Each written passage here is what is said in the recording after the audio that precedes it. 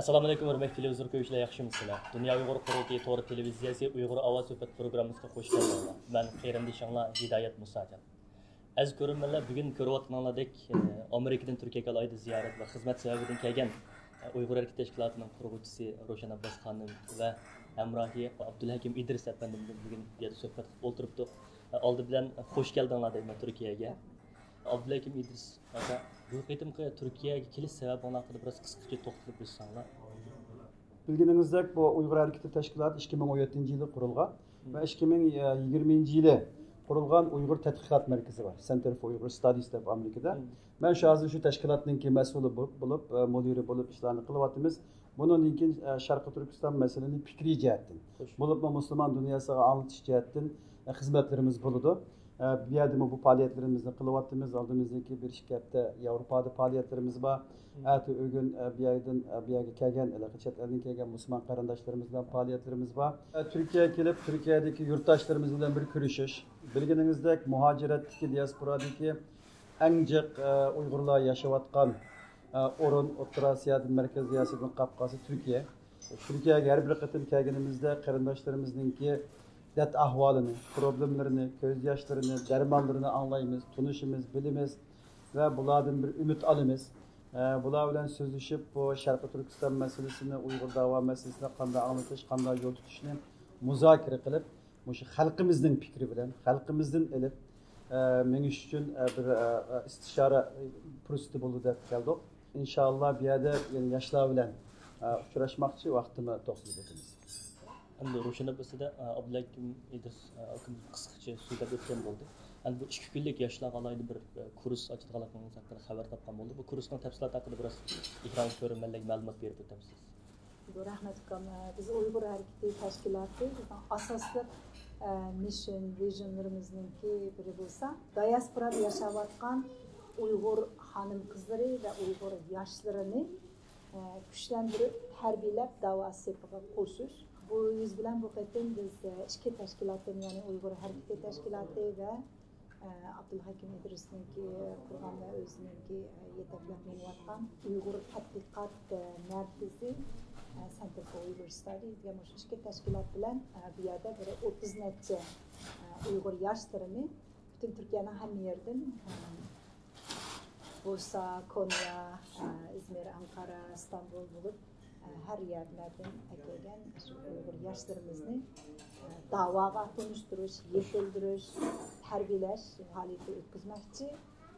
Bunun da benimki en hoş boğunun bu kıtımki bizden kurska katlaşmakçı boğan yaşlarımız kişide şu davada hizmet kılıvatkan bizimki uzun yıldan beri davaga tutuşuvatkan faaliyetçilerimizin balları yetişip çoğun bulup bugün buna dava kırış aldılar. Şundan bir içki küllük faaliyetimiz şu mazmunda bo'ladi. Rahmat Ro'shan Abbos xonim. Endi Abdulhakim efendim yuqorida siz deb o'tib ketgan bo'ldingiz. Haqiqatan Turkiyaning ahamiyati biz Sharq Turkistonliklar uchun ayt zo'r endi. Sizlarmi yillardan buyon Turkiyadagi faoliyatlarni jonlantirib kelyapsizlar va yaqindan buyon Turkiya hukumatining Uyg'urlarga nisbatan biroz hassas, ya'ni sezgur muomala qilayotganligini mayli Birleşken Devletler Teşkilatı bo'lsin va yoki Turkiya davlati ichida bo'lsin Uyg'urlarga nisbatan biroz ovoz chiqarishga boshlayotganligini ko'ryapmiz. Ham Turkiyaning Sharq Turkiston masalasiga qarata pozitsiyasiga qanday qaraysiz? Shu haqida o'zingizning fikrlaringizni qisqacha bayon qilib o'tsangiz. Elbette Türkiye'ninki Uygurlarga Şarkı Türkistan'a boğan pozisiyası biz için intayin mühim. Hiç qanday narsa ölçekli bo'lib qolmaydi.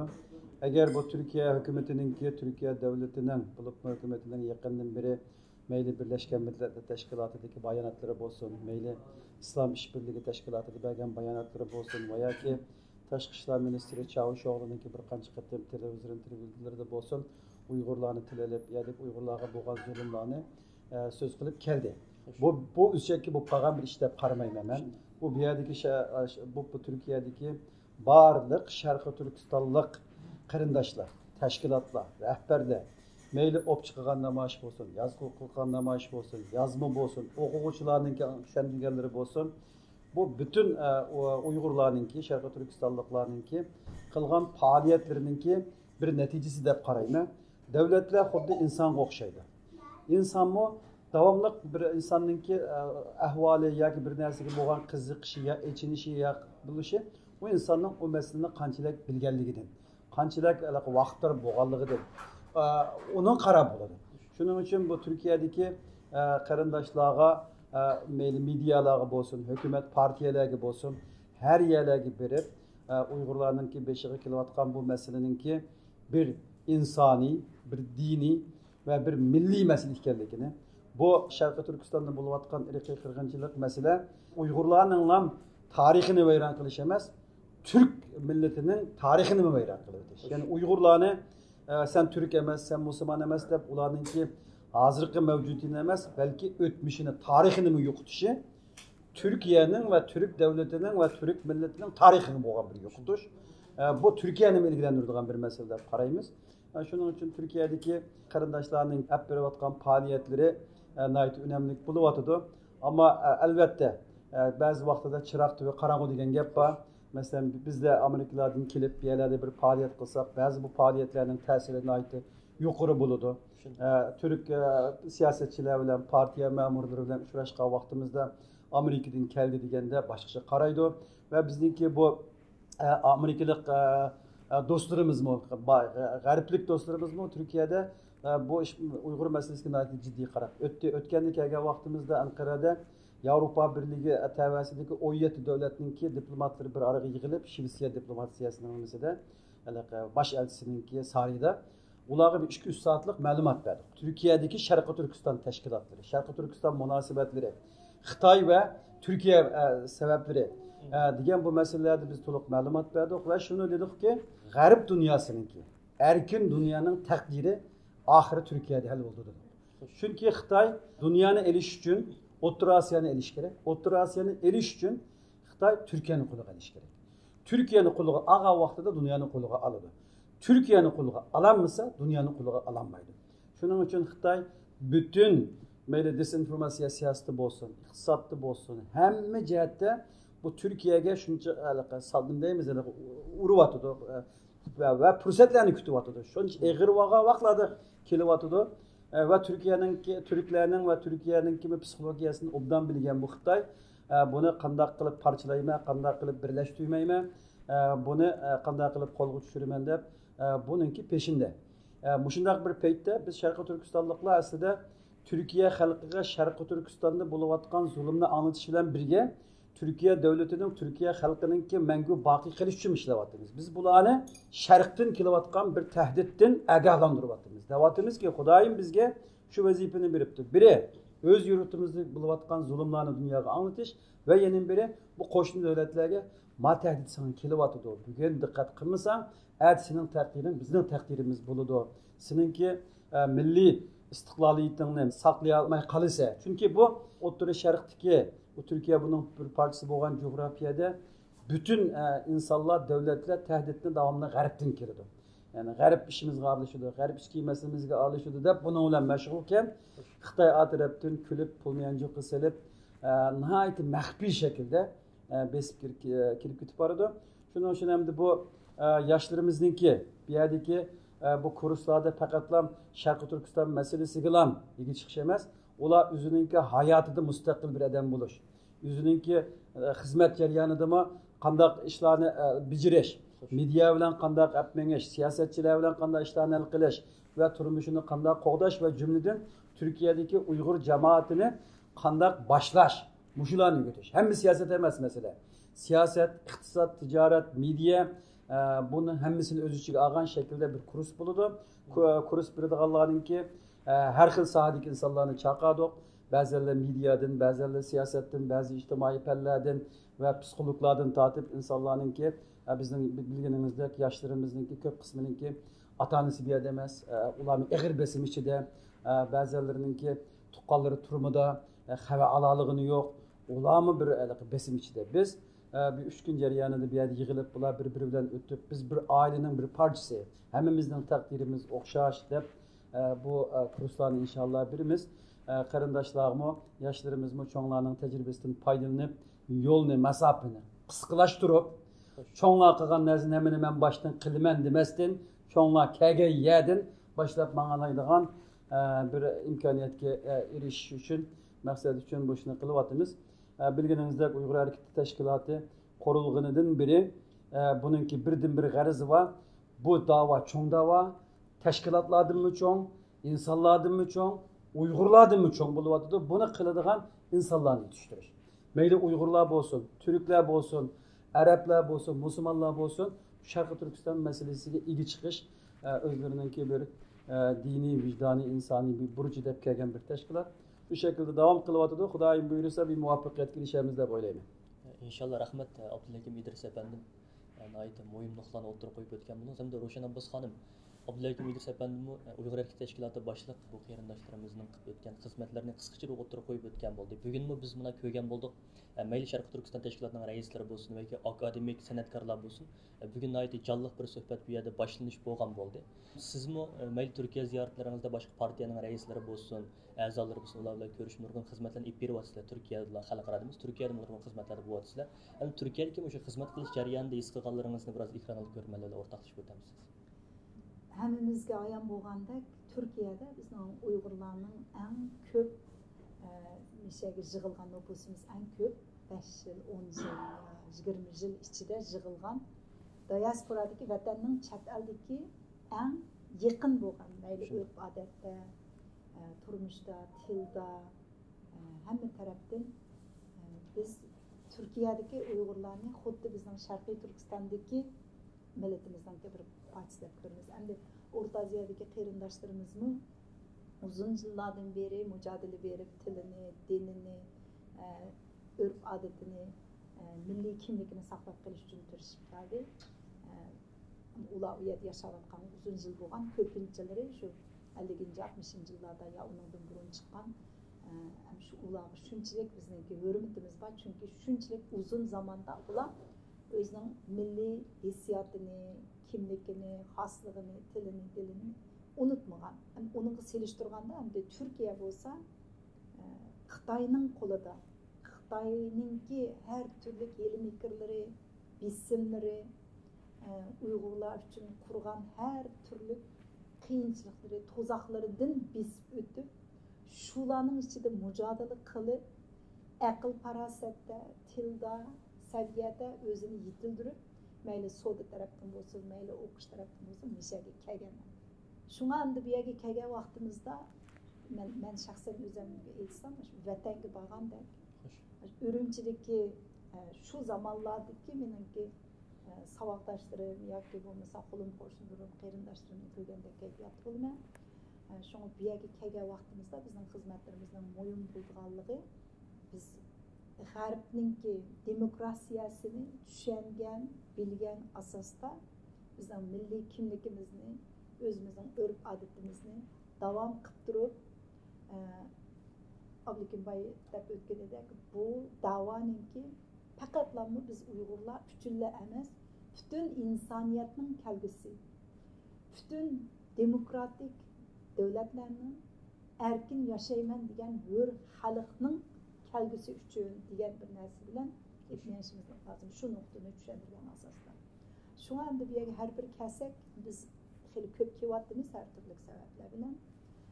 Men burun xizmat bilan kelgan vaqtlarimda men nimani Boğazga berib dengizning yerida o'tirib qahva ichishni, shu manzillarni ko'rishni shunday yaxshi ko'rardim.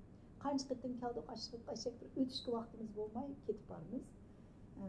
Bundaq bo'lishi mishadagi xizmatning muhimligi, har bir kun, har bir soat shunchalik endi ma'nilik o'tadi, ahamiyatli o'tadi. Qiladigan xizmatimizning shunchalik ko'pligini his qilamiz. Bu degani markaz meyada xizmatlar qilinmoqda deganligimiz, bu yerda shundoq yaxshi elib berilayotgan xizmatlar sababidan biz bu yerga kelsak, o'zimizni shundoq endi buni o'sha jamoatning, tashkilotlarning, da'vo sepidagilarning ichiga kirib shundoq his qilamiz. Xuddi mishada biz jamiyatning bir parchasiga his qilamiz. Endi demakchi bo'lganim, Turkiya bek muhim, Uyg'urlar uchun emas, Xitoyni shundoq qarayotdi, Turkiyani bek muhimda. Bu yerdagi yoshlarni yetildirish bek muhim. Xonim qizlarimizni tang yetaklab atmamiz. Da'voning oldida shu murini muriga tirgan holda har bir tashkilotlarning ichida xonim qizlarimizdan bo'lishi intayin muhim. Shunga endi bu yerdagi xizmatlarimizni jiddiy olamiz. Ko'pdan ko'p rahmat Ro'shan Abbos xonim, yo'qolmaydi muhim bir nuqtani o'tirib qo'ydingiz. ya'ni biz sharq turkistonliklar vatandan hijrat qilib chiqqandan keyin bu diaspora hayotimizda sistemlashgan bir jamiyat barpo qilolmagan bo'lsakmi, ammo lekin har xil sabablar tufaylidan turkiyada yig'ilgan bu 10 minglagan uyg'urning yaratgan bu yerdagi madaniyati yoki kulturi bo'lsin, boshqa yerlardan kelgan mayli sizlarga o'xshash xizmat sababidan bo'lsin yoki ziyorat sababidan kelganlar uchun azroq bo'lsin vatanning bir furuqini bizga berishi, azroq bo'lsin o'tini besishda aytib muhim rol o'ynaydi va shu sababdan bu yerga xizmatlar nayt muhim ekanligini ta'kidlab o'tgan bo'ldingiz. Hamda oxirida Abdullakim İdris afandim ekranli ko'rmanlarga ko'ngil so'zingizni ilish bilan birga Turkiyaning muhim ekanligini, bu yerga xizmatlarning har birimizning qo'ldan kelish qilishimizning muhim ekanligini ta'kidlab o'tgan bo'ldingiz. Bundan keyin qanday xizmatlarni qilish planlaringlarda qisqacha shu haqida to'xtalib albatta bu bizningki Sharqi Turkiston davosi uchun qilayotgan xizmatimiz vatanimizni Sharqi Turkistonning istiqboliyatini qo'lga keltirgan qadar vatanimiz mustaqil bo'lgandan keyin tugamaydigan bir xizmat va bir ibodat bu. Bizningki umidimiz, yurak so'zlarimni so'rdingiz. Biz har kuni qopqa vaqtimizda dushmanimizningki beshining Bejingda o'tirganligini unutmasligimiz kerak. Bizningki yurtimiz Sharqi Turkistongadan chang ketib, ma kelganligida nima maqsadda kelganligi deganni o'ylashimiz kerak. Xudoylik Alloh taolo bizga aqlni bergankan, bu aqlni tafakkurga ishlatishimiz kerak. Hamma narsani alaqat tavakkul qilib o'z peti tashlab qo'ydigan dunyo emas. Alloh taolo Qur'oni Karimda nurg'un oyatlarda o'ylanglar, tadbir qilinglar, savvini qilinglar, undan keyin Allohga tavakkul qildigan gap. Buni o'ylashimiz kerak va men qarayman butun Sharqi Turkiston tashkilotlari Uyg'urlarning tashkiloti. Bizga Kompartiya chet elda bir tashkilot qurib berganligiga men ishonmayman. Bu o'zimizning tashkilotlari. Bu tashkilotlarimizga ega chiqishimiz kerak. Xatolik qilgan bo'lsa, xatolikni tuzatadigan har xil yo'llar bor deb qarayman. O şekilde qilishimiz kerak va tashkilotlarimizningki xalqimizningki ijobiy tanqidiy fikrlarini anglab vaqti-vaqtida masalalarni hal qilib o'z xalqimizga naytiylikni deymiz rahimdil shafoatkor bo'lib dushmanimizga qattiqligimizni ishlatishimiz kerak deb qarayman. Men bu Sharqi Turkiston masalasiningki hozirgi o'tirdi bo'layotgan bahs munoziralarni boshqalarga nisbatan men boshqacha qarayman. Qanday boshqacha qarayman desangiz, demokratiya degan shunday deb qarayman. Biz Sharqi Turkistonni mustaqil qilgan vaqtimizda hammamiz bir kanaydan, hammamiz bir zuvandan, hammamiz bir ko'zoynakdan qaraydigan ish bo'lsa, uning foydasi nima? Biz mustaqil bir davlat bo'lgan vaqtimizda albatta bo'lamiz inshaalloh. U vaqtida mustaqil medialar bo'ladi. Bir-biriga qarshi fikrlar bo'ladi. Bir-birini nendaymiz hozir bo'layotgan ishlar bu g'arb davlatlarida nihoyat normal masala. Men biz Amerikadan keldim. Amerikada Trump'ni qo'llaydigan bir guruh odamlar bor. Az emas, 70 necha million odam demokratlarning gapiga qat'iy ishonmaydi. O'ltisi qolsa demokratlarningki asli gapini qiladi, yomonlik qiladi. Demokratlarning o'zining ishini qiladi. Bu shu jamiyat shunga taraqqiy qilib, bu holda dunyoni boshqarib ketib boradi. Biz bu o'tirib bo'layotgan bahs munoziralarga bak haddidan cho'ng bir e'tibor berishninki men shaxsiy o'zimning fikrimni so'radingiz. Bak o'rinsiz deb qarayman. Onu yo'g'onatib kerak deb qarayman. Muhim bo'lgan Sharqi Turkiston masalasida nishonni, g'oyani yo'qotmasdan menish kerak. Bizning dushmanimiz Xitoy yetib boshadi. Xitoy yetib boshadi. Uyg'urlarning orasidan o'zimiz dushman yaratib olmasligimiz kerak degan fikrdaman. Rahmat ko'pdan ko'p. Abdullakim İdris efendim, hamda Ravshan xonim, oxirida sizmi ekranda ko'rinmanlarga ko'ngil so'zingizni aytish bilan birga yana qanday xizmatlarni qilish planlaringlar bor bu qisqacha to'xtalib o'tgan bo'lsangiz. Deydigan gapning hamini Abdullakim dedi, endi yana qayta takrorlashdan hojat yo'q. Men faqatlanib deydiganim bu biz qiladigan xizmat bak ko'p. Hammamizga yetarli ish bor. Bir-birimizdan talashishimizning hojati yo'q. Mayli tashkilotlar bo'lsin, mayli shaxsiylar bo'lsin.